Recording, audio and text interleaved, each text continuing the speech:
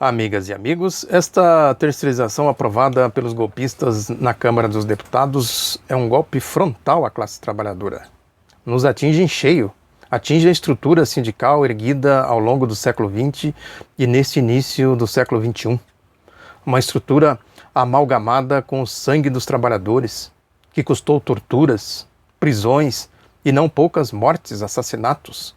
Os trabalhadores enfrentaram ditaduras, enfrentaram esta elite estúpida, violenta, para que essa estrutura fosse erguida.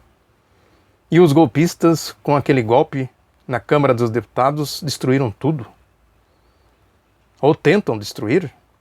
Precisa ver aí a evolução disso, como isso vai acontecer. Mas é muito grave. Revela a alma da direita brasileira.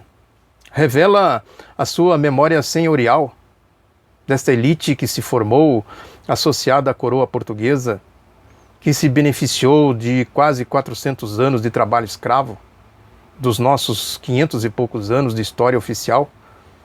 Esta elite que não à toa é chamada de branca, que ela tenta desqualificar este conceito porque atinge ela em cheio. Ela é branca nesse sentido, no sentido de ter uma memória escravagista, no sentido de ser essencialmente herdeira desta memória senhorial. Não à toa ela lutou ao longo do tempo contra esta modernização instituída pela CLT, pela Revolução de 1930, que inseriu os trabalhadores na dinâmica política, social, econômica, que possibilitou o Brasil ter essa estrutura sindical que eles tentam destruir, difamar de todo jeito, tentam desmontar. Essa terceirização fragmenta a representação dos trabalhadores, dificulta a sua unidade. É uma clara manobra do capital. Fernando Henrique dizia isso claramente, que era preciso enfraquecer o trabalho para atrair o capital.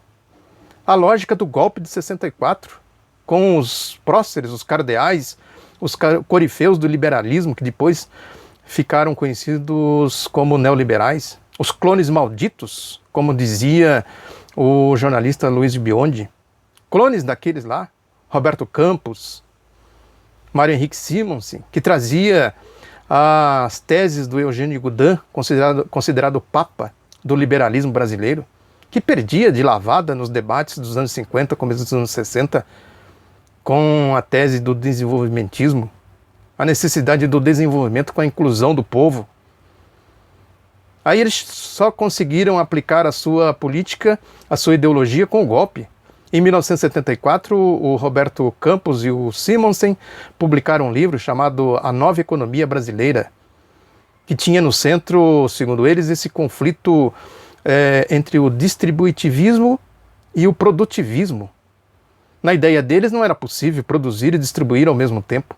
Era necessário primeiro produzir para depois distribuir. Daí a necessidade de trabalho barato, desregulamentado. A lógica neoliberal, exatamente a lógica do capital. O Fernando Henrique chegou com esta tese sendo explicitada sem meias palavras. Ele dizia que a sua missão principal era acabar com a era Vargas, que ele chamava de apodrecida. Apodrecida porque ela impedia o avanço do projeto neoliberal, desses tecnocratas que eles querem que mandem nos governos. Na era FHC, eles reinaram de maneira absoluta. Quer dizer, os políticos, entre aspas, que eles chamam aí, tentam difamar de todo jeito, devem ser meramente subordinados aos tecnocratas, aos plutocratas, essa gente que representa a oligarquia financeira, o mundo financeiro. Os políticos devem ficar quietinhos, simplesmente aprovar o que eles decidem. Aí estamos vendo esse dilema no governo golpista agora, que chega com a lógica do Fernando Henrique, da ditadura militar, dos liberais, dos neoliberais, os clones malditos. Esses aí são os clones dos clones malditos. Que essa aprovação aí, por exemplo, da terceirização é um exemplo claro disso. Aprova-se o que manda os tecnocratas.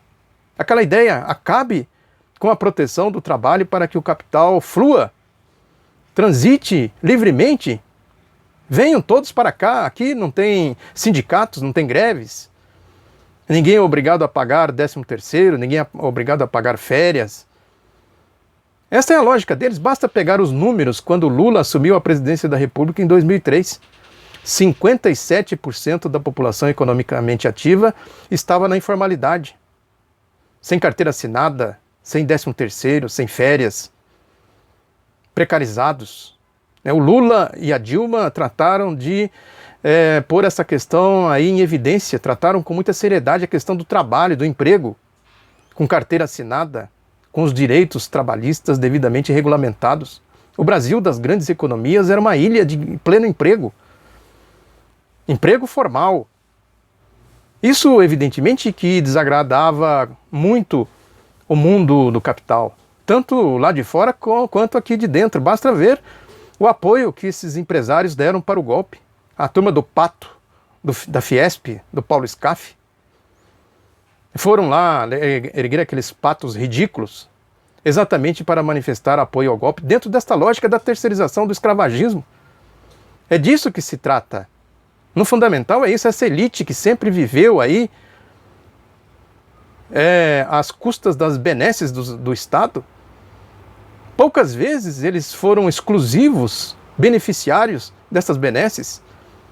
Não à toa enfrentaram os governos desenvolvimentistas, Getúlio Vargas, Juscelino, João Goulart, e agora, mais recentemente, esse ataque violento ao Lula e à Dilma. Este é o fundamento deles.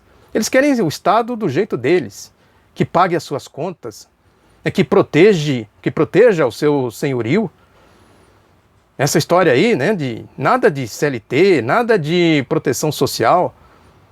É preciso fazer o bolo crescer naquela teoria lá do distributivismo e produtivismo. O Delfim ficou famoso com esta formulação. É necessário primeiro fazer o bolo crescer para depois distribuir. Quem fez o bolo crescer? Que o bolo cresceu efetivamente. Foram os trabalhadores comeram o bolo? Não. Eles comeram o bolo, se lambuzaram e os trabalhadores ficaram de fora, apenas olhando, mergulhados na miséria, mergulhados no desemprego, na precarização do trabalho. Ou seja, por tudo isso, esta terceirização revela a alma desta elite escravagista.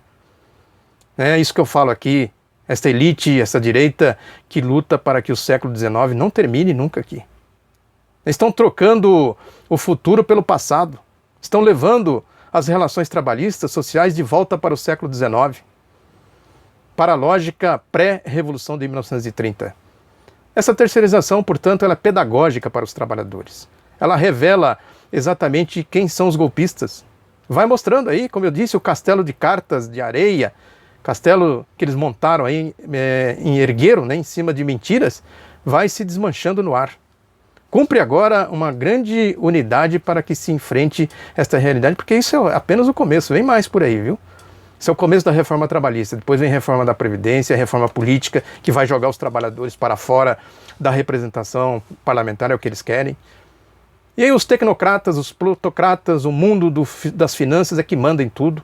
O resto é tudo escravo. É disso que se trata, tão somente disso. Muito obrigado pela atenção, divulgue o Outro Lado da Notícia, um abraço, até a próxima.